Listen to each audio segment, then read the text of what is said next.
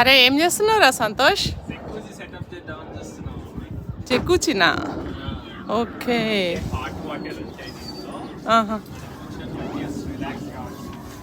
Relax అవ్వనికా? Okay. ఏంట్రా అది?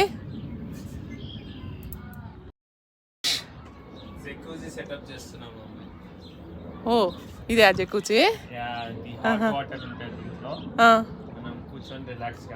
ఓ అరే అటు చూడరా, ప్లే గ్రౌండ్ కూడా ఉందిరా, బాగున్నట్టుంది కదా దూరంగా. అది చిల్డ్రన్స్ ప్లే గ్రౌండ్. సరే, ఇక్కడ వాక్వే కూడా ఉంది. స్టార్ట్ అవుతుంది